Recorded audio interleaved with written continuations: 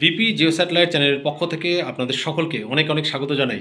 Subscriber নন subscriber যারা video দেখছেন, আশা করছি আপনারা পুরো ভিডিওটি শুনবেন এবং দেখবেন, কারণ নতুন একটা আপডেট নিউজ উঠে এসেছে। সেই কারণে আমি কিন্তু আপনাদের সাথে শেয়ার করে নিচ্ছি সেই আপডেট নিউজ আমার ইউটিউব চ্যানেলের মাধ্যমে। সেটা কি, প্রাথমিক টেট 2023।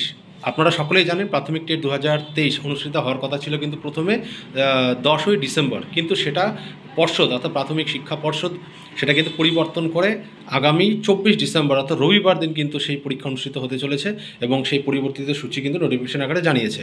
তো আগামী রবিবার সেটা পরীক্ষা রয়েছে।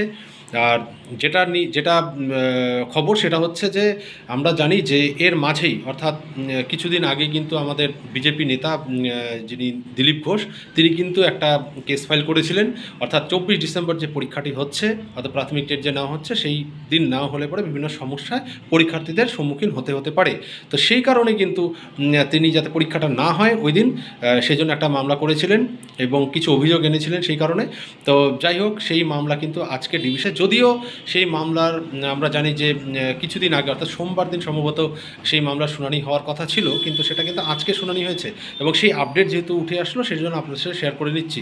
তো সেই পরীক্ষা কিন্তু 24 ডিসেম্বর হচ্ছে, ডিভিশন বেঞ্চ কিন্তু পরিষ্কার জানিয়ে দিয়েছে, আর তাতে কোনো সমস্যা হওয়ার কথা নয়। কারণ গৌতম পাল আমাদের যে চেয়ারম্যান আছে, পর্ষদের চেয়ারম্যান, তিনি কিন্তু জানিয়েছেন যে আমাদের প্রাথমিক টেট পরীক্ষা ওই দিন না হলে কোনো অসুবিধা নেই, কারণ কলকাতা সেন্টারে, কলকাতাতে ওই গীতাপাতা অনুষ্ঠান বা আমাদের প্রধানমন্ত্রীর যে কার্যক্রম সেগুলো রয়েছে, কিন্তু সেই জন্য কোনো প্রভাব পড়বে না, কারণ 5টা মাত্র কেন্দ্রে পরীক্ষা হচ্ছে, বাকি জায়গাগুলোতে কিন্তু কোনো সমস্যা নেই। আর ওখানে সংখ্যাটা রয়েছে মাত্র 2100 জন পরীক্ষার্থী।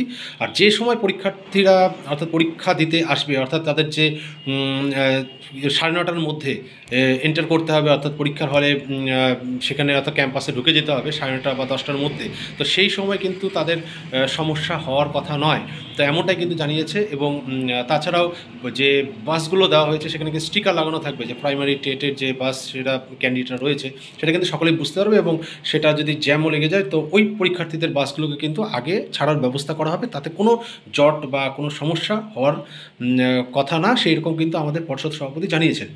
তো সেই কারণে যাই হোক, ডিভিশন বেঞ্চ এই মামলাটা খারিজ করে দিয়েছে, অর্থাৎ 24 ডিসেম্বর কিন্তু বাধা নেই কোনো টেট পরীক্ষা হতে, এবং 24 ডিসেম্বর টেট পরীক্ষা কিন্তু অনায়াসে আমাদের পর্ষদ গ্রহণ করবে বিভিন্ন কেন্দ্রে সারা রাজ্য জুড়ে।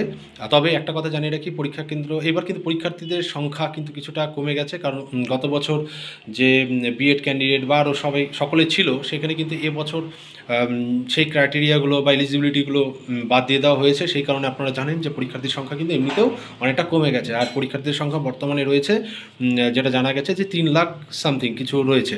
তো গতবার কিন্তু 6 লাখের উপরে কিন্তু পরীক্ষার্থী ছিল।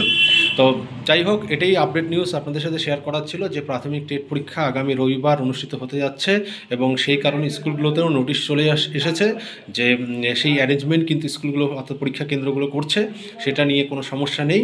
আর আপনারা অবশ্যই যারা অ্যাসপিরিয়েন্টসরা রয়েছে প্রাথমিক টেটের, তো তারা ভালো করে পরীক্ষার প্রস্তুতি নিন, এবং সকলের জন্য শুভেচ্ছা থাকলো, ভালো থাকবেন, আর সম্ভব হলে চ্যানেলটিকে সাবস্ক্রাইব করে রাখবেন।